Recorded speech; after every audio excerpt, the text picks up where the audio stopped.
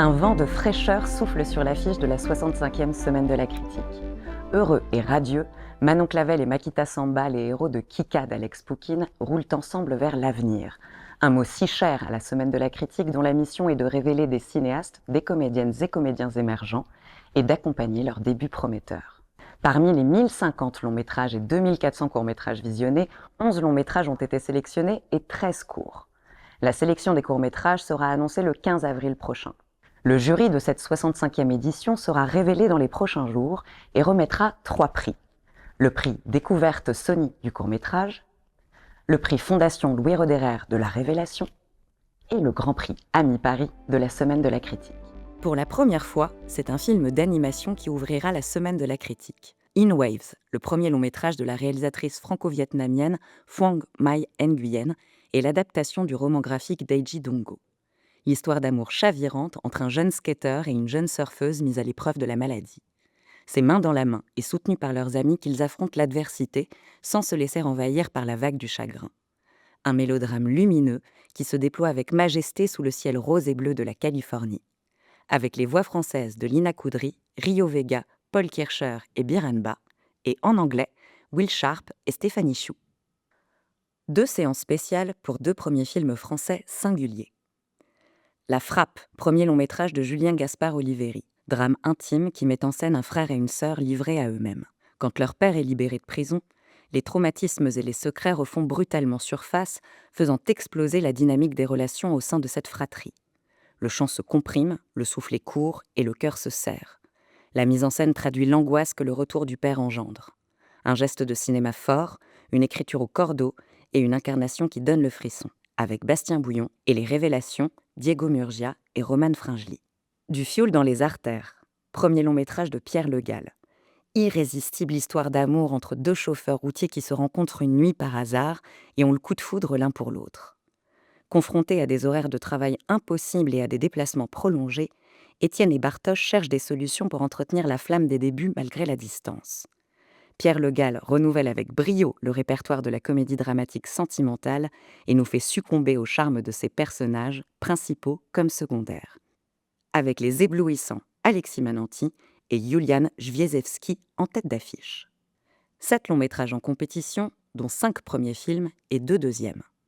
A Girl Unknown, premier film de la réalisatrice chinoise Zhu Jing.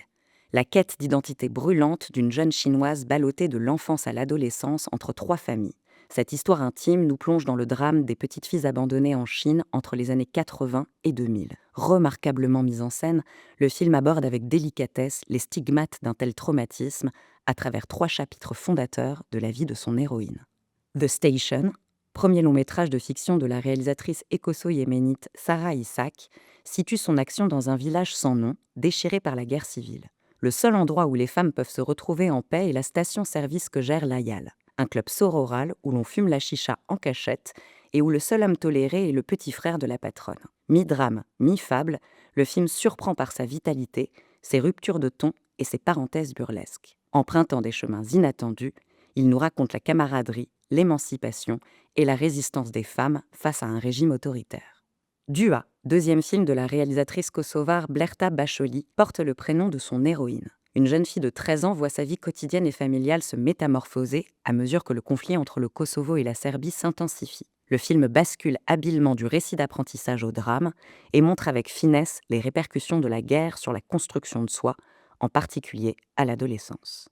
Seis meses en el edificio rosa con azul est le premier long métrage de fiction du réalisateur mexicain Bruno Santamaria Razo. Dans ce drame familial et romanesque, le héros convoque ses souvenirs de petit garçon confronté au mystère de la maladie de son père. Le cinéaste revient dans les années 90, où la sensibilisation au VIH est encore fragile et les préjugés tenaces. Un film paré de couleurs chaudes qui célèbre l'amour et l'enfance en jouant avec grâce des codes du home movie.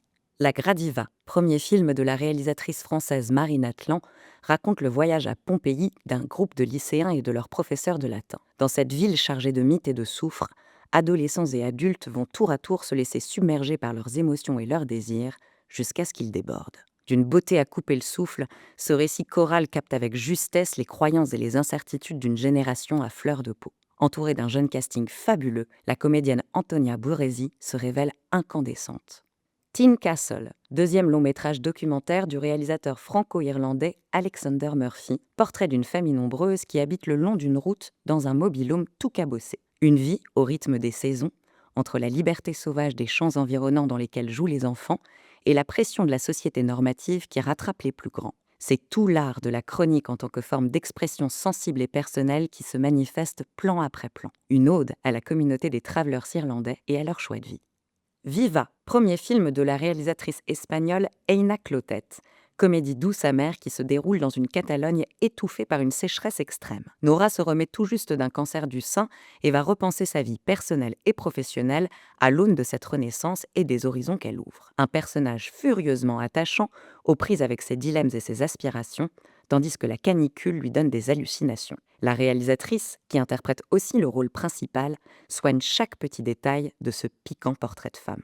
Pour clôturer l'édition 2026 de la Semaine de la Critique, Adieu Monde Cruel, premier long métrage du réalisateur français Félix de Givry, conte réaliste qui trouve son subtil équilibre entre une mise en scène rigoureuse et les émotions spontanées de son héros, Otto, 14 ans. Honteux d'avoir raté sa tentative de suicide, qu'il avait pourtant annoncée dans une lettre à sa famille et ses camarades de classe, il se cache. La nuit venue, il hante les rues du village jusqu'à ce qu'une fille de son lycée le reconnaisse. Avec Milo Machado-Graner, révélé dans Anatomie d'une chute, et Jane Beaver, deux jeunes espoirs du cinéma français, et la douce voix de Françoise Lebrun, narratrice du film.